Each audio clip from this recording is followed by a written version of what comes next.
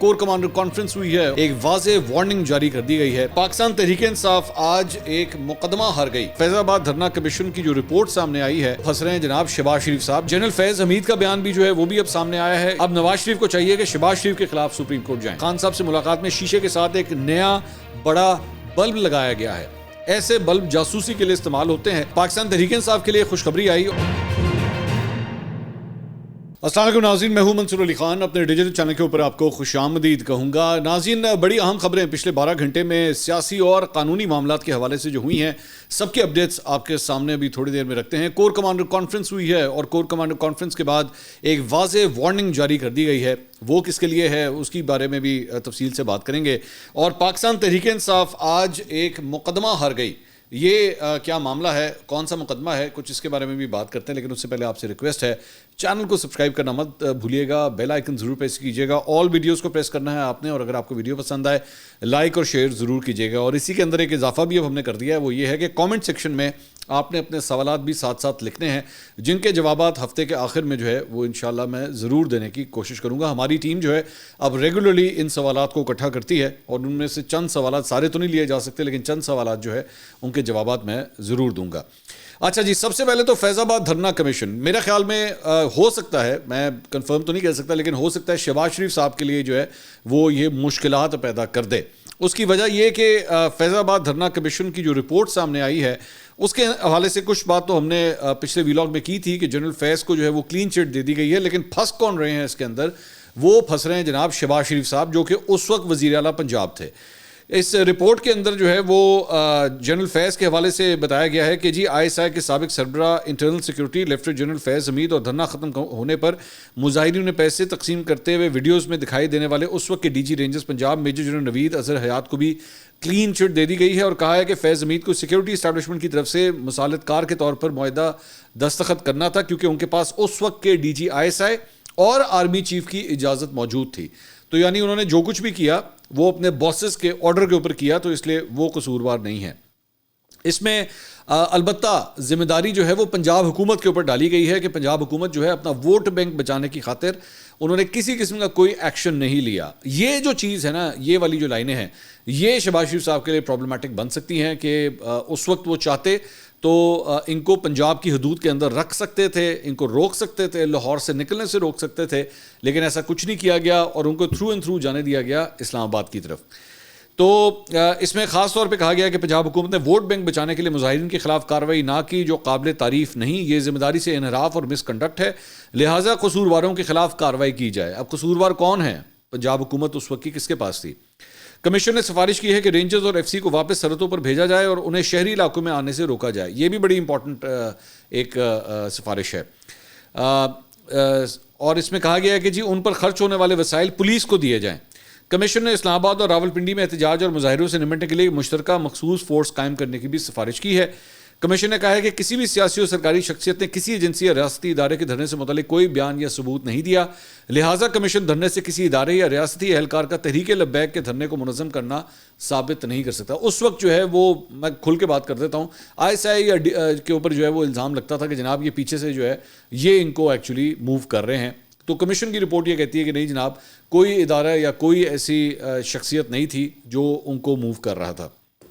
Commission نے ملک میں intelligence اداروں کے بارے میں قانون سازی کی سفارش بھی کی ہے۔ کمیشن نے کہا ہے کہ فوج ریاست کا مقدس ادارہ ہے، اسے تنقید سے بچانے کے لیے سول امور میں مداخلت نہیں کرنی چاہیے، اس سے ادارے پر عوامی اعتماد بڑھے گا۔ کمیشن نے انٹرنل سیکورٹی کے حوالے سے IB کو لیڈ رول دینے کی سفارش بھی کی ہے، جبکہ اس وقت کے IG پنجاب پولیس عارف نواز کو کمیشن کے سامنے غلط بیانی پر مس کنڈکٹ کا مظاہرہ کرنے پر تعدیدی کارروائی کا ذکر کیا گیا ہے۔ کمیشن کو ذمہ داروں کو نامزد کرنے کا کہا گیا تھا، تاہم کمیشن نے ذمہ داروں کا نام لینے کے بجائے وفاق اور پنجاب کو رپورٹ کی روشنی میں متعلقہ لوگوں کے خلاف کارروائی کا کہا ہے۔ رپورٹ میں تحریک لبیک پاکستان کے خلاف سال 2017 میں دھرنے کے سلسلے میں درج مقدمات کو واپس بحال کرنے کا کہا گیا ہے۔ پولیس سروس کے خیبر پختونخوا سے تعلق رکھنے والے ڈاکٹر اختر علی شاہ کمیشن کے سربراہ تھے، جبکہ سابق IG طاہر عالم اور پاکستان ایڈمنسٹریٹو سروس کے سینئر حافظ سروس افسر خوشحال خان کو بھی کمیشن کا رکن بنایا گیا تھا۔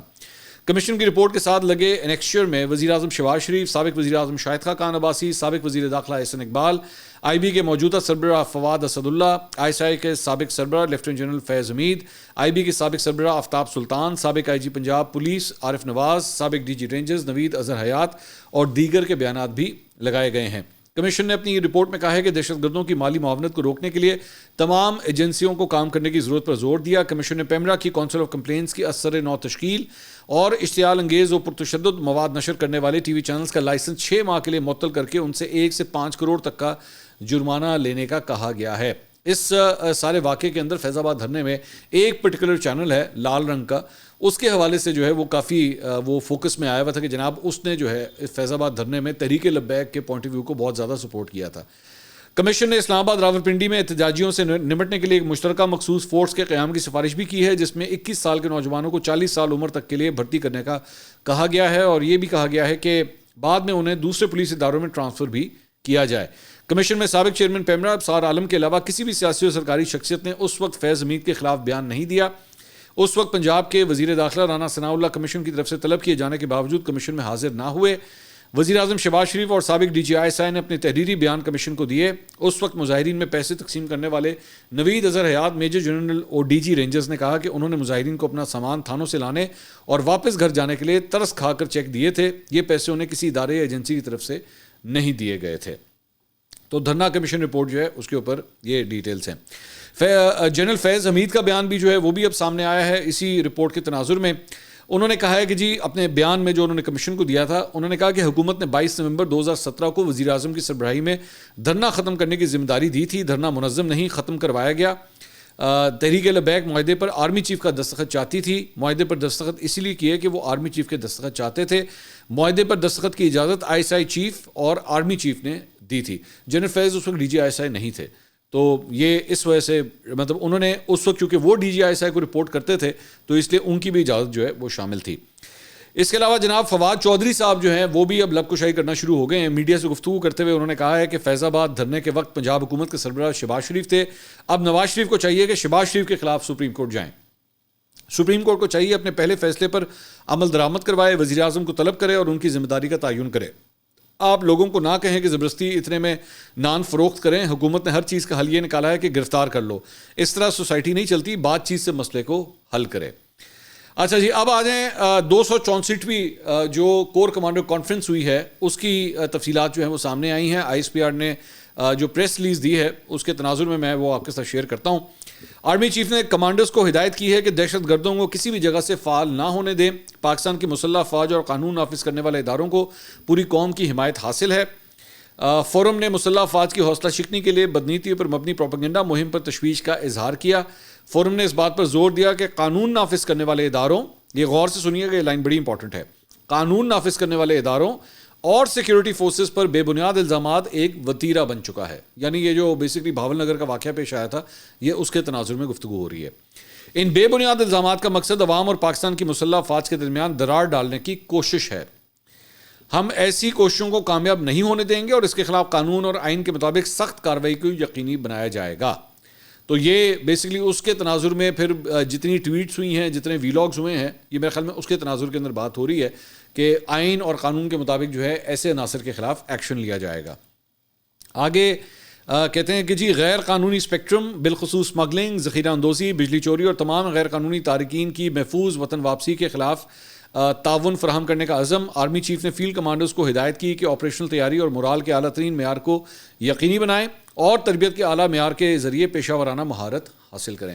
میرے خیال میں اس کے اندر جو سب سے امپورٹنٹ جو اینگل تھا نا، اس کے علاوہ جو کچھ ایران اور اسرائیل کے درمیان ہوا ہے اس کے اندر بھی جو ہے وہ یہ کہا گیا ہے کہ جی پرامن حل جو ہے وہ تمام پارٹیز کو نکالنا چاہیے، اس کے بارے میں بھی بات ہوئی ہے۔ لیکن جو فوکس تھا یہ خاص طور پہ جو بھاول نگر کا واقعہ تھا اس سلسلے میں ایک وارننگ جو ہے وہ کور کمانڈر کانفرنس کے بعد جو ہے وہ جاری ہوئی ہے۔ اچھا جی، پاکستان تحریک انصاف کے لیے آج جو بری خبر آئی وہ یہ تھی کہ جناب بشرا بی بی نے ایک درخواست دی ہوئی تھی کہ انہیں بنی گالا سے اڈیالہ جیل شفٹ کر دیا جائے۔ یہ درخواست کافی دیر ہو گئی ہے جمع ہوئی تھی، اس کے اوپر آلریڈی سماعتیں ہو بھی چکی تھیں۔ تو آج جب اس کی سماعت ہوئی، جسٹس میاں گل حسن اورنگزیب جو ہیں اس کیس کی سماعت کر رہے تھے، تو بشرا بی بی کی جانب سے جو ان کے وکیل ہیں وہ آج عدالت میں پیش ہی نہیں ہوئے۔ اس عدم پیشی پر عدالت نے کافی غصے کا اظہار کیا اور پوچھا کہ بشریٰ بی بی کے وکلا عدالت میں کیوں پیش نہیں ہوئے ہیں. اگر وہ یہ کیس جیت جاتے تو بشریٰ بی بی جیل چلی جاتی. وہ خود بھی نہیں چاہتے کہ بشریٰ بی بی جیل چلی جائیں. مذاق بنایا ہوا ہے. میں نے کہا تھا کہ آئندہ تاریخ پر فیصلہ کروں گا, پھر بھی پیش نہیں ہوئے. سرکاری وکیل نے کہا کہ جی عید پر عمران خان اور بشریٰ بی بی کی ملاقات بھی کرائی گئی ہے. جج صاحب نے کہا کہ یہ سائڈ بھی ٹھیک کام نہیں کر رہی اور آپ بھی ٹھیک کام نہیں کر رہے. دونوں طرف سے عدالت کے ساتھ سیاست کھیلی جا رہی ہے. شعیب شاہین آئے تھے, وہ بھی چلے گئے, پھر واپس نہیں آئے. عدالت نے اس کے بعد جو ہے وہ بشریٰ بی بی کی جو درخواست تھی شفٹ کرنے کی بنی گالہ سے اڈیالہ جیل, اسے خارج کر دیا. اور خارج ہونے کے کچھ ہی دیر کے بعد جو ہے وہ بشریٰ بی بی کے وکیل عثمان گل صاحب پہنچ گئے کہ لو جی ہوں میں آ گیا. تو جج صاحب نے مکالمہ کرتے ہوئے کہا کہ گل صاحب آپ کی درخواست عدم پیشی پر خارج کر دی ہے, اب آپ درخواست بحالی کی درخواست دے سکتے ہیں. گل صاحب نے موقف اپنایا کہ جی ہم پٹیشن بحالی کی درخواست ابھی تھوڑی دیر میں جو ہے وہ دائر کر دیں گے. اس کے بعد دوبارہ جو ہے وہ درخواست دائر کر دی گئی ہے اور اب یہ سننے میں آیا کہ جی وہ دوبارہ جو ہے اس کو سنا جائے گا اور دیکھتے ہیں کہ دوسرا بینچ جو ہے وہ اس کی اجازت دیتا ہے کہ کیا اس درخواست کو ری ایکٹیویٹ کیا جا سکتا ہے یا نہیں. اس کے علاوہ راول پنڈی کی انسداد دہشت گردی کی عدالت نے 9 مئی جلاؤ گراؤ کیس کے 12 مقدمات میں علی امین گنڈا پور کی ضمانت جو ہے وہ منظور کر لی ہے. عدالت نے علی امین گنڈا پور کو ذاتی مچل کے جمع کروانے کی ہدایت بھی جاری کی ہے. میڈیا سے انہوں نے گفتگو کی. بعد میں انہوں نے کہا ہم عدلیہ کا احترام کرتے ہیں, اس لیے عدالت میں پیش ہو گئے. نظام دن بدن خود کو ایکسپوز کر رہا ہے. 6 ججز کے خط پر کمیشن بننا بہت ضروری ہے. ملک کی تاریخ کا سب سے بڑا مینڈیٹ عمران خان کو ملا ہے. عمران خان جلد باہر آئیں گے اور وزیر اعظم بھی ہوں گے. انہوں نے کہا کہ وزیر اعظم شہباز شریف سے ملاقات پر عمران خان سے کوئی ناراضگی نہیں. وزیر اعظم اس وقت ملک کو لیڈ کر رہے ہیں. ظاہر ہے صوبے کے معاملات پر انہی سے ملاقات ہوگی. اے اللہ تیرا لاکھ لاکھ شکر ہے تھوڑی سی میچورٹی آئی ہے. جب انہوں نے کہا کہ جی جب ملک پلانز پر چلے گا اور فرد واحد اپنی مرضی کے مطابق ملک چلائے گا تو ایسے ہی ہوگا. یہ اتنے ایکسپوز ہوں گے کہ منہ دکھانے کے قابل نہیں رہیں گے.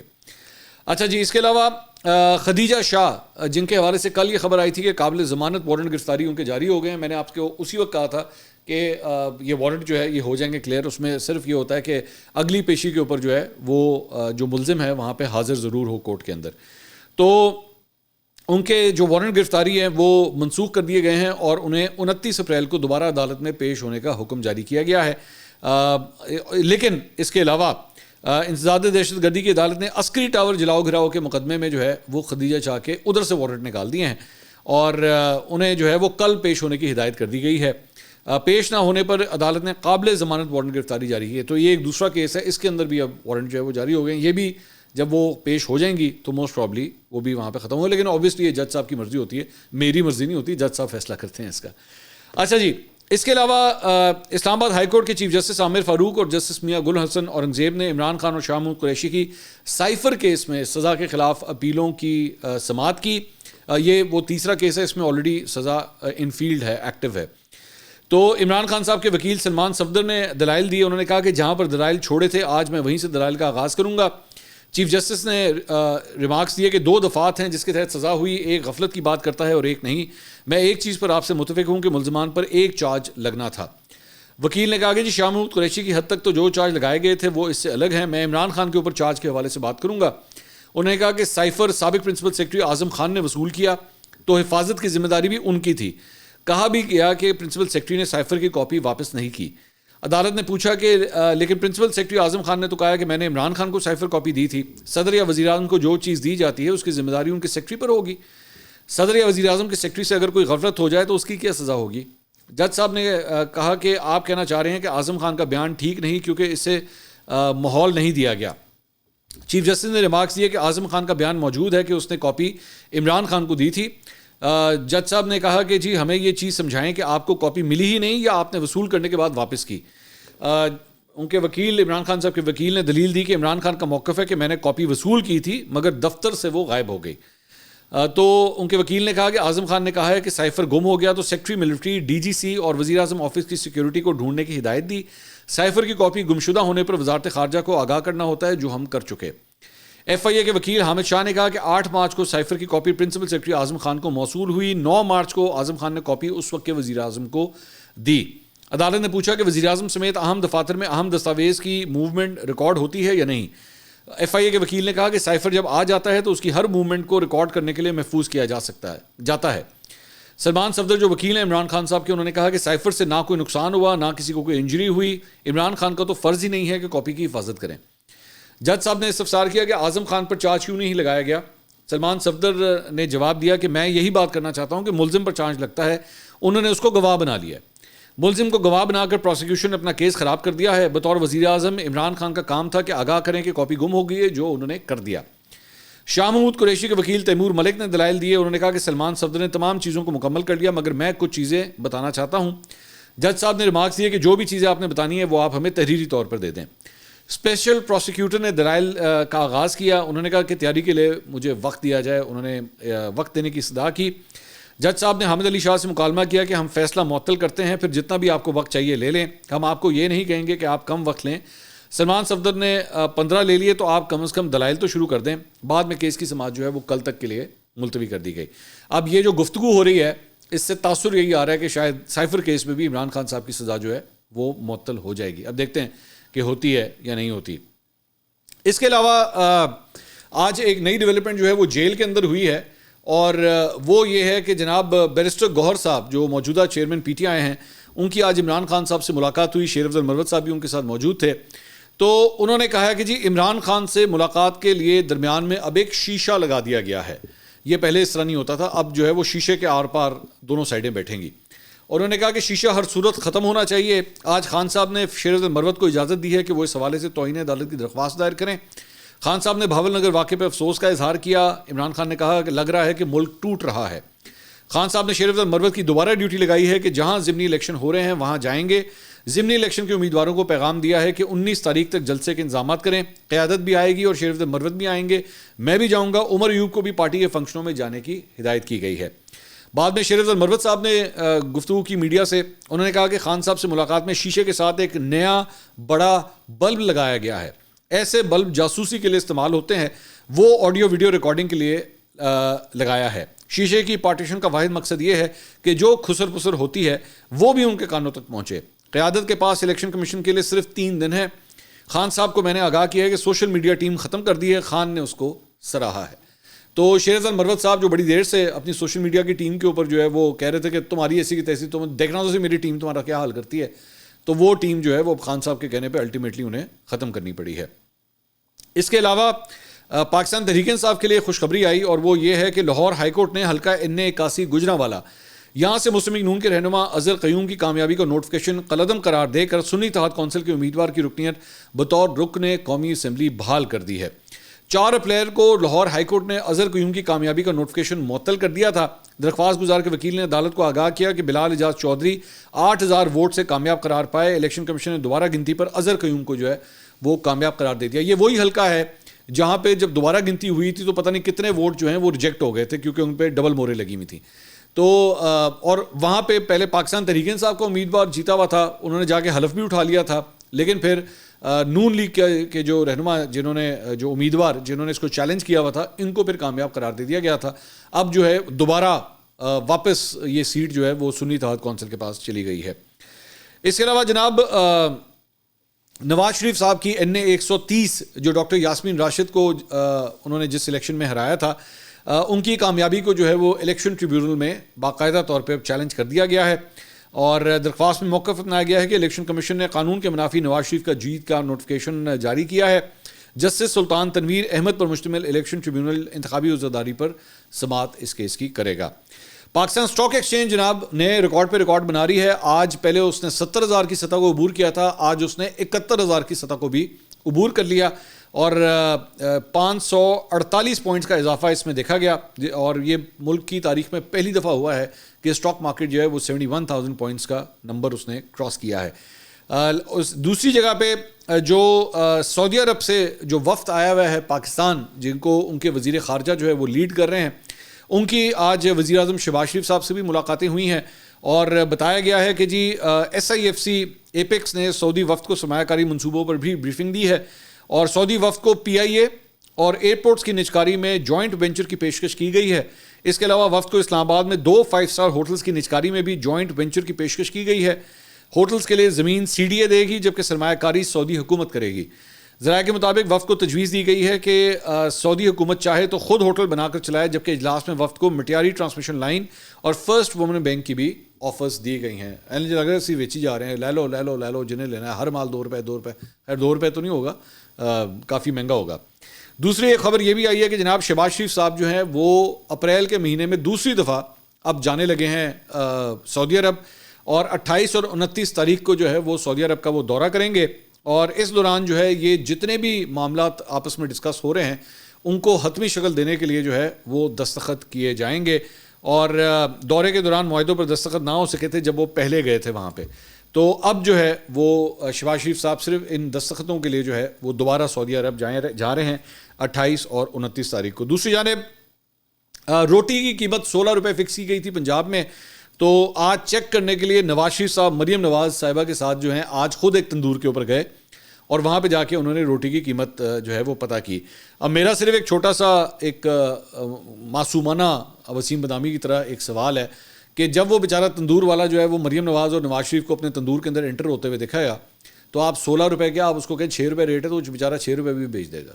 مطلب اس طرح پتہ تو نہیں لگ سکتا فرینکلی اسپیکنگ, لیکن اگر آپ نے پتہ کرانا ہے تو پھر آپ کو ویسے عام افراد کو جو ہے وہ بھیجنا پڑے گا, تو پھر آپ کو صحیح ریٹ پتہ لگے گا کہ روٹی جو ہے وہ کتنے کی بک رہی ہے. البتہ لوگ جو ہیں وہ ابھی بھی یہی کہہ رہے ہیں کہ روٹی جو ہے وہ ہمیں مہنگی مل رہی ہے, 16 روپے کی ابھی بھی نہیں مل رہی. لیکن نواز شریف صاحب اور مریم نواز صاحبہ جس تندور پہ گئے ہیں وہاں پہ روٹی ان کو 16 روپے کی ملی ہے.